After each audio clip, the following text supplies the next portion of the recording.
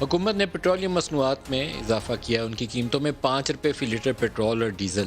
ویسے تو international market کو دیکھا جائے تو یہ متوقع تھا۔ انٹرنیشنلی پرائسز میں کافی تیزی سے پچھلے کچھ عرصے سے اضافہ ہو رہا ہے، جس کا باعث پاکستان میں اس کا پاس تھرو آج یا کل کسی نہ کسی لمحے پہ آنا ہی آنا تھا۔ کرٹیسزم اس کے اوپر بہت زیادہ ہونا ہے، کیونکہ پاکستان میں اصل جو چیلنج ہے وہ 2 ایشوز کی وجہ سے سامنے آتا ہے۔ مہنگائی جو رکنے کا نام ہی نہیں لے رہی، اور ہر آئٹم جب مہنگا ہو رہا ہو تو اس میں آپ یہ کہیں کہ انٹرنیشنلی آئل پرائسز بڑھ گئی ہیں، اس لیے اس کا امپیکٹ تو آنا تھا۔ تو وہ لوگوں کے سامنے اس چیز کی توجیہ دینا اور ان کو کہنا کہ جسٹیفائی ہو جائے مشکل ہو جاتا ہے، کیونکہ ہر چیز ہی پاکستان میں مہنگی ہو رہی ہے۔ اور اس سے بڑا مسئلہ ڈی ویلیوشن آف روپی ہے، جس کے سبب اور مہنگائی میں اضافہ ہوتا ہے، وہ رکنے کا نام ہی نہیں لے رہی۔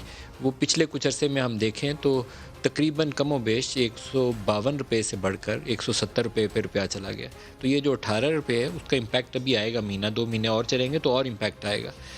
اس صورتحال میں ایک عام صارف کیا کرے؟ کیا اس کی آمدن میں اضافہ ہو رہا ہے؟ کیا اس کو اکنامک اپرچونٹی، روزگار کے مواقع مزید مل رہے ہیں؟ تو اس کا جواب نفی میں ہے۔ پاکستان میں پچھلے 3 سالوں میں جو ایوریج گروتھ ریٹ ہے وہ اتنا بھی نہیں ہے کہ جتنا ہم پاکستان میں جس طرح سے آبادی بڑھتی ہے، اگر 3 سالوں کا جمع کر لیں تو یہ بڑی افسوسناک صورتحال ہے۔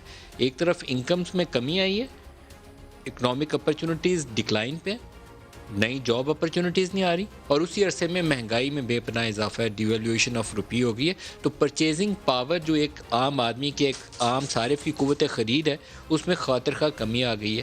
تو یہ بہت ہی مشکل صورتحال ہے۔ ایک گھرانہ جس کی بلو ایوریج یا ایوریج انکم ہے پاکستان میں، اس کے لیے پریکٹیکلی سروائیو کرنا، صرف 2 وقت کی سوکھی روٹی یا دال پکانا گھر میں، اب وہ ممکن نہیں رہ گیا۔ میں پچھلے کچھ عرصے سے خود کیونکہ کووڈ میں مبتلا تھا، تو مختلف جگہوں پہ ہاسپٹلز میں ٹیسٹ وغیرہ کروانے کے لیے، اور اس صورتحال میں میں بھی اور میرے فیملی کے بھی لوگ متاثر ہو گئے تھے، تو ہمیں جانا پڑتا تھا۔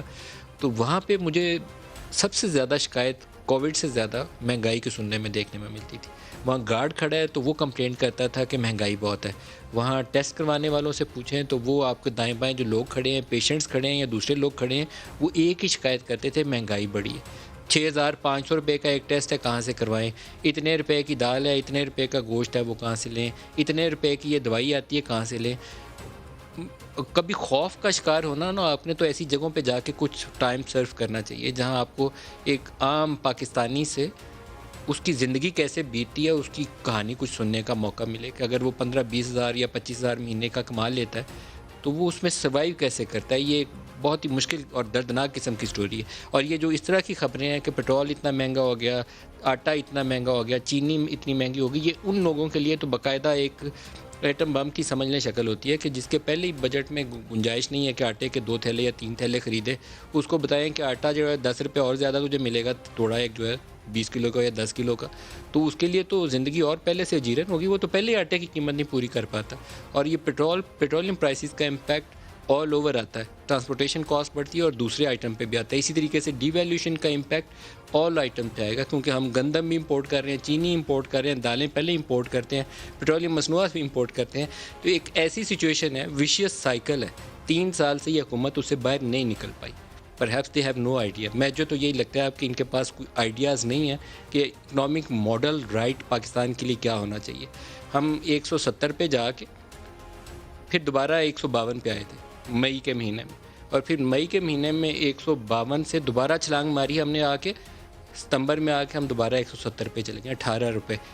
اور خرم حسین صاحب نے آج ڈان اخبار میں خبر کی ہوئی ہے، ہم کوشش کریں گے ابھی پروگرام کے دوران ان کو لیں بھی۔ وہ خبر آپ پڑھیں گے تو آپ کو وہ تنقیدی بیانات، وہ ڈار نے ڈالر 104 پہ رکھا ہوا تھا، کتنے ڈالر بیچے تھے، وہ کہانیاں مجھے آپ کو آج دوبارہ اپڈیٹ کرنی پڑیں گی، بتانی پڑیں گی کہ کس طریقے سے صورتحال پاکستان میں مینج کرنے کی کوشش کی جا رہی ہے اور اس میں کامیابی نہیں ہو رہی۔ پرائم منسٹر کے جو اپنے بیانات تھے ایز اپوزیشن لیڈر، جب پیٹرولیم کی قیمتیں بڑھتی تھیں تو وہ اس کے اوپر کیا کہتے تھے، سنیے گا۔